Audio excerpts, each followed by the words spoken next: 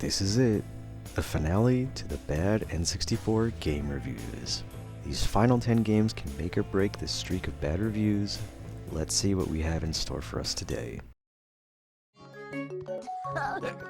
This is fun. Rugrats in Paris, the movie, came out in 2000 for the N64 and later to Windows in 2001. But for the EU, the N64 version came out in 2001 and the Windows version came out in 2003. In this game, Tommy's father was sent to Europe to repair a broken robot at Euro Reptar Land, and RoboSnail has captured the princess, so it's up to the gang to fight RoboSnail using Reptar. The game features multiple minigames and puzzle objectives to collect and win golden tickets to buy the controlling Reptar helmet and win the game. I decided to play as Tommy and was on my way to enjoy the amusement park. Apparently, this amusement park sucks so bad that literally no one else is here besides you. It's just you and an empty theme park with some minigames and a bunch of loose tickets on the ground. In its first week of release, this game did pretty well, selling at number 9 of the highest selling games of the week on the N64. However, looking at it now, this game is so vacant of any life outside the minigames. The lack of variety in voice lines did make me go insane after a while, especially the bumper car minigame.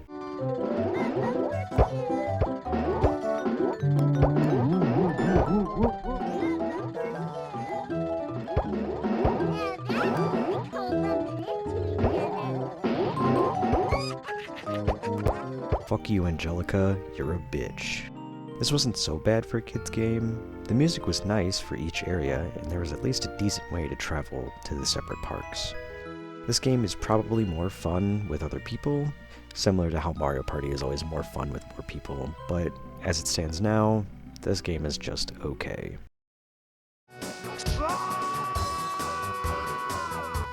Dual Heroes came out in 1998 for the N64 and was titled The Worst Game Ever by Australian's Nintendo Gamer magazine. With 8 total playable fighting characters at the start, I decided to see why this game had that title. And they were so right. From knockoff JoJo stands to cut Power Rangers and Transformer original characters, this game sucks. This might be largely due to the fact that this was the first fighting game to use analog controls as their main source of movement and combat style. The backgrounds were just so pixelated, and the stages were just a square in an open space. Most of the time, I would win by pushing my opponent off the stage without really fighting them.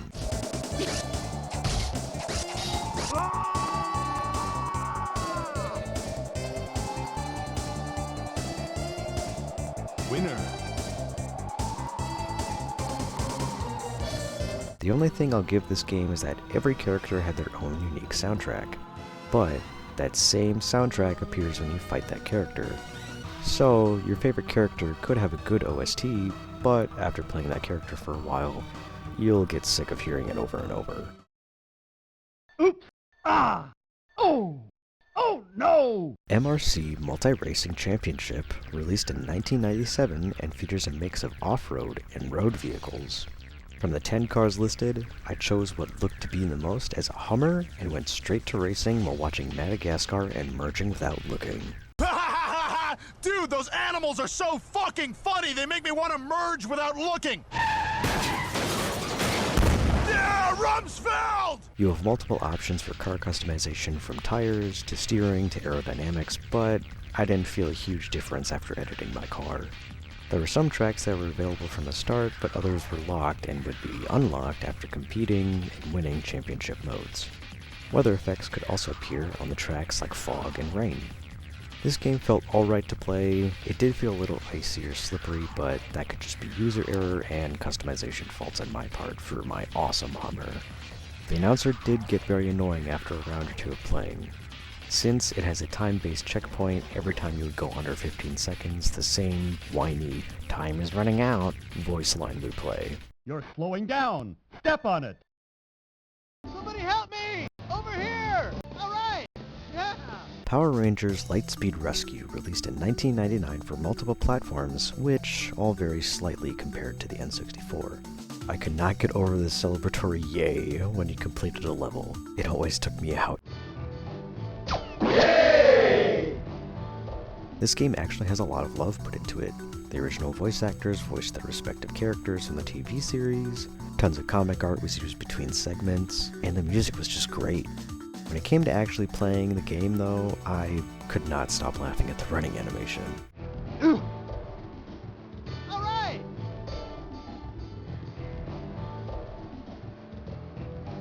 Playing through each stage as a specific ranger, you help save the city from villains featured from the TV show. You also play in a vehicle for sub-stages, taking out fires and saving people, or playing as the Megazords and having a Godzilla-style battle in the middle of the city. If you overlook everything but the actual gameplay, it feels like a beta version or a demo of a decent game. It sucks because there's a lot of work and love put into this game, but when you actually play it, this game just falls flat. The world seems so empty in larger areas, especially with how the camera's angled too. It probably is like that for culling reasons. It overall is a charming game, it just plays bad. The voice acting is funny though, I did enjoy that a lot as well. What about now? It's time to rock with the biggity buck Bumble. What about Buck Bumble, released in 1998 and is a third-person shooter game. On a normal day in London, England in 2010, a chemical spill in a nearby factory causes insects to mutate and become overly aggressive with each other. Playing as a cyborg-enhanced Bumblebee, your job as part of the Resistance is to stop the evil herd army taking over the garden. If this game is an accurate representation of how a fly can't leave your house even when the window is wide open, this game would be revolutionary. Because you only have one control stick on the N64, it's responsible for movement, flying, and shooting. Because the control stick has so much control over gameplay, it is really hard to see anything or attack an enemy once it gets close to you. I had an okay time flying and walking around, but to aim accurately, I would be braking a lot, basically pressing B anytime I needed to shoot something. The intro music, however, is badass. bump to the bump to the bumper, bump to the bump to the bump to the bass, bump to the bump to the bumper. One reason this game failed isn't related to the gameplay at all. It wasn't officially licensed by Nintendo and was only sold in a few select stores, making it a little difficult to buy the game. But in 1998, you would have probably rented this game first to save you the time and the money.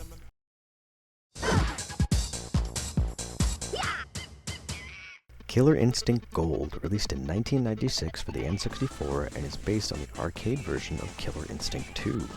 Developed by Rare, KI Gold was the at-home arcade port of KI2. Again, like any other fighting game, it's a 1v1 battle with 2D sprites and a 3D background. I made the mistake of not checking my options first. I usually check it first, but I could have turned on blood effects right away, since they're turned off automatically when you start up the game for the first time. The game actually performs pretty well. I will reiterate that I'm not the best at fighting games, but I did pretty decent this time.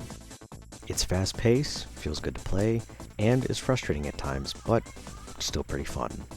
Unfortunately, this game has not aged well at all graphically. The game even caused the series to go dormant with the disappointment of gameplay and with Microsoft buying out Rare. Today you can still play the emulated version on the Xbox One or Nintendo Switch Online Plus if you want to support the series. My plans are ruined! Wanna get slagged again? Transformers Beast Wars Transmetals, released in 2000 for the N64 and in the US, but released a year earlier in Japan. To sum up my experience, I cheesed my way through the main mode with Cheetor. I did not have fun with this game at all. Not only did it feel like a chore, but the camera was so slippery and it made me very motion sick. I got through the main mode pretty quickly by going into vehicle mode and pressing C up to fire homing missiles at my opponent. I would be too fast to get hit, and the homing missiles would kill them. This is unfortunately a pick the popular character to win kind of game and isn't even hiding it since they show you the stats about each character right away. I almost beat the main mode with no game overs, but the final boss just has double health and was difficult on purpose to spike the game's difficulty. There is, however, a baby mode. That just won't do. Milo's Astro Lanes, released in 1998 for the N64 and 1999 in the EU. It's a bowling game set in space. This game is pretty mid. The characters are at least unique, The style of the game is a remix of the futuristic 60s, and the power-ups are a nice touch on what would be a bland bowling game. There are 5 total unique bowling alleys in the game, 2 of which just have to be unlocked later in the game. There are also 6 different kinds of bowling balls, they're all just visually different. There isn't any gameplay changes with them. Playing as an droid, I found it fun for the first 5 minutes. After that, it became very boring and stale. There wasn't much tension since you could just throw the ball at max power from your starting point and would most likely get a strike or at least a spare. With average reception from critics at the time, Game Rankings gave it a nice ranking of 69% based on a measly 4 reviews. Unfortunately, the Japanese release of this game never came to fruition as this game sold so badly in the States. T&E Soft. Waialae Country Club True Golf Classics is, you guessed it, a golf game released in 1998 for the N64, different from its similarly named SNES counterpart, True Golf Classics Waialae Country Club, which released in 1991. The N64 game is based on the real-life course in East Honolulu, Hawaii. This has to be the worst-looking game I have seen in this video. Not only is everything a 2D sprite besides the golf ball and the ground, the entire UI looks like it was made with Adobe Dreamweaver from the 80s. It's so tacky looking and it has the same vibe as an old work train DVD. Looking behind the bad UI, intro PowerPoint presentation, and the 2D sprites for everything, the golfing was even worse. I can only imagine asking the golfers to stay in front of a green screen for this game. It must have been so embarrassing for every party involved. I play Wii Golf pretty well. This game should not come within a 10-foot pole of any other golf game. The controls and actions to play the game just don't work how you want them to. To add more salt into the wound of how bad this game is, the announcers are even more annoying and repetitive. I am glad the game at least has the option to turn that off. That's the one pity point I'll give them. Uh-oh, it hit the tree. It's over the green. It's a shot from the rough.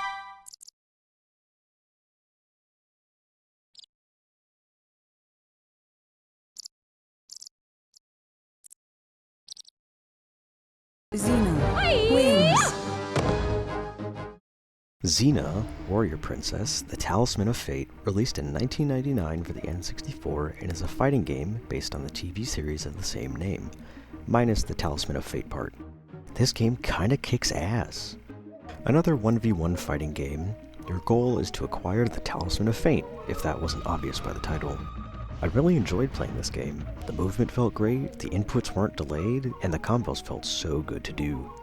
The extra flair to this is that the models were pretty detailed for the time as well. I bet they looked great on a CRT. Unfortunately, comparing it to the Power Rangers game previously mentioned, none of the original voice actors lended their voices for this game, making the charm of what would be a really good N64 game go down 1 or 2 points in my opinion. The voice acting is good, but it's still a little silly too, but that doesn't change much about the game. Mama wins. Since this is the 5th episode of the series, I wanted to rank all 40 of the N64 games that I played to give a final ranking out of 10 from best to worst. Earthworm Jim 3D, 6.8. Clay Fighters 63.5, 6.5. South Park Rally, 6. Killer Instinct Gold, 6. Golden Nugget, 6. Xena, Warrior Princess, The Talisman of Fate, 5.8. Body Harvest, 5.5. Daikatana, 5.5. Rat Attack, 5. MRC Multi-Racing Championship, 4.7. California Speed, 4.5. Virtual Pool 64, 4. Penny Racers, 4. Deadly Arts, 4. Power Rangers Lightspeed Rescue, 4. Rugrats in Paris the Movie, 3.9. War Gods, 3.8. Powerpuff Girls Chemical Extraction, 3.8. Biofreaks, 3.5. Twisted Edge Extreme Snowboarding, 3.5. Milo's Astro Lanes, 3.4. Dual Heroes, 3.1. Buck Bumble, 3. Blues Brothers 2000, 3.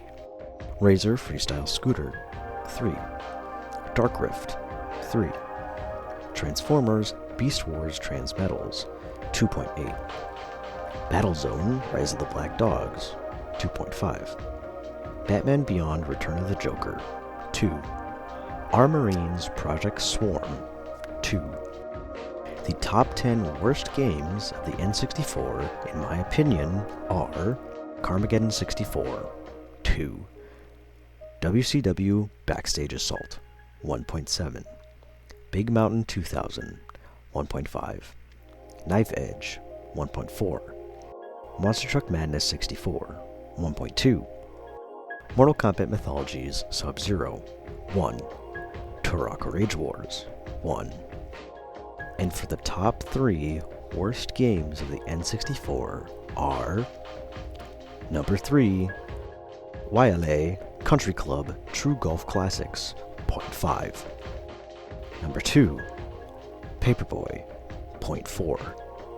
And for the number 1 worst game on the N64 is Superman 64, which I will rate a 0.1 out of 10. I only give it 0.1 because I can play the game. Do I want to? Hell no. This is the conclusion to my bad N64 games list. I do plan on continuing this bad video game series with another console. To give a tiny hint as to what I'm planning, you'll never dream of what I'm thinking of. Thank you all again for watching my videos, I always appreciate it. And to repeat the outro to my previous videos, to anyone that got these games for Christmas, a birthday, or a holiday, I am so sorry.